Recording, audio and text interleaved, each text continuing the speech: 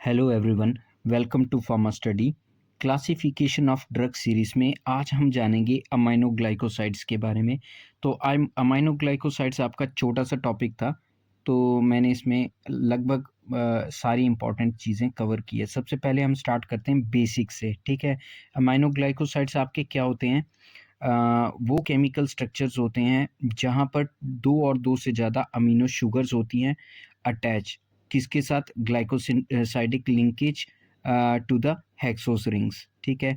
ये highly polar compounds होते हैं, ठीक है। और हाईली पोलर कंपाउंड होने के साथ ये पुअरली एब्जॉर्ब होते हैं फ्रॉम द गट। तो ये कैसे दिए जाते हैं? गिवन बाय पेरेंटल रूट, ठीक है। तो बेसिकली आईवी रूट के थ्रू ये दिए जाते हैं, ठीक है। बैक्टीरिसाइडल इफेक्ट होता है इनका, ठीक है। और ये मेनली एक्ट करते हैं अगेंस्ट ग्राम नेगेटिव बैक्टीरिया, और ये मोर एक्टिव होते हैं अगेंस्ट एल्केलाइन पीएच। इनका कॉमन साइड इफेक्ट होता है these are ototoxic and nephrotoxic in nature. और जो सबसे पहला अमाइनोग्लाइकोसाइड था वो स्ट्रेप्टोमाइसिन था, जो कि 1944 में ऑब्टेन किया गया था, ठीक है। और इस जो अमाइनोग्लाइकोसाइड था इस पर वर्कआउट कर रहे थे, स्ट्रेप्टोमाइसिन पर वर्कआउट कर रहे थे 3 साइंटिस्ट, शेट्स, बोगी एंड वैक्समैन, ठीक है। शेट्स, बोगी एंड वैक्समैन, और इनकी डिस्कवरी सक्सेस हुई थी 1944 में, ठीक है। अब जान लेते हैं कि कौन कौन सी ड्रग्स है जो कि अमाइनोग्लाइकोसाइड्स के अंडर आती हैं, ठीक है। सबसे important streptomycin, gentamicin, tobramycin, amikacin, kanamycin, sisomicin, neomycin, framycetin जिसको हम लोग सोफ्रामाइसिन बोलते हैं, नेटिलमाइसिन एंड पैरामोमाइसिन, ठीक है। तो यहाँ पर आप एक इंटरेस्टिंग चीज़ देख सकते हो, सारे है तो माइसिन, ठीक है, लेकिन कुछ में एंड हुआ है MYCIN और कुछ में एंड हुआ है MICIN। तो आपको ये याद रखना है, जो MYCIN जो हैं ये आपके ऑब्टेन होते हैं, बेसिकली ये कहाँ से, कौन सी स्पीसीज से ओरिजिनेट हो रहे हैं, ये उसको रिप्रेजेंट कर रहा है। तो MYCIN जो है वो आपके ऑब्टेन होते हैं स्ट्रेप्टोमाइसिस स्पीसीज से, ठीक है। तो ये याद रखना है आपको, स्ट्रेप्टोमाइसिस स्पीसीज से।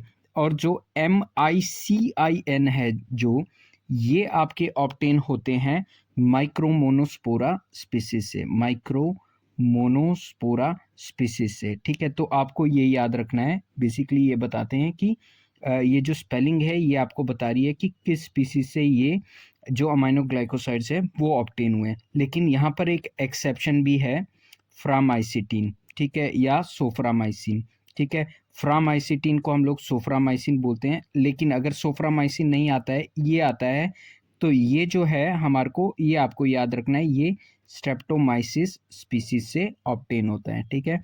वैसे तो सोफ्रामाइसिन अगर लिखा होगा तो आप समझ जाओगे कि ये कौन सी स्पीसीज है आपकी, ये आपकी स्पीसीज है स्ट्रेप्टोमाइसिस स्पीसीज। नेक्स्ट हम बात कर लेते हैं मैकेनिज्म ऑफ एक्शन, ठीक है। तो बेसिकली क्या होता है, ये बैक्टीरियल सेल में एंटर करते हैं और इसको ऑक्सीजन चाहिए होता है, ठीक है। और एंटर करने के बाद ये बाइंड करते हैं किसके साथ? 30S राइबोसोम सब यूनिट्स के साथ, और इसकी वजह से क्या होता है, ये इनिबिट करता है इनिशिएशन ऑफ प्रोटीन सिंथेसिस, और ये क्या करता है? कॉजेस मिसरीडिंग ऑफ कोडोन्स, ठीक है।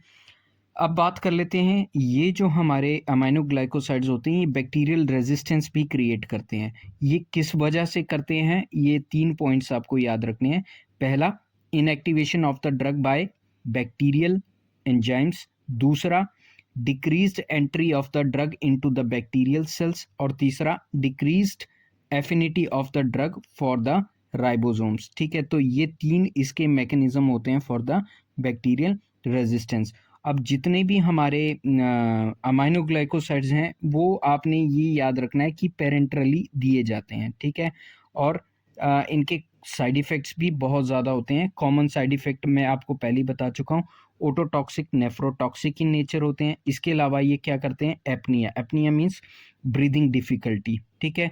नेक्स्ट, मस्कुलर पैरालिसिस कर सकते हैं, हाइपर सेंसिटिविटी रिएक्शन कर सकते हैं, और ओटोटॉक्सिसिटी इन फीटस कर सकते हैं। तो हैंस इसको हम लोग क्या बोल सकते हैं, these are contraindicated in pregnancy. Pregnancy में ये प्रिस्क्राइब नहीं किए जा सकते। और आपको सबसे इम्पॉर्टेंट क्वेश्चन ये याद रखना है कि जब भी आप अमाइनोग्लाइकोसाइड किसी को लगा रहे हो, ठीक है, तो aminoglycosides are not compatible with other drugs. ये हमेशा ध्यान में याद मतलब अपने माइंड में आपने रखना है कि ये किसी के साथ कंपेटिबल नहीं होते हैं और they should not be mix in the same syringe, ठीक है। तो कभी कभी हम लोग क्या करते हैं, अपना टाइम बचाने के लिए या जब पेशेंट लोड बहुत ज़्यादा होता है तो हम दो टीकों को मिक्स कर लेते हैं एक साथ, ठीक है।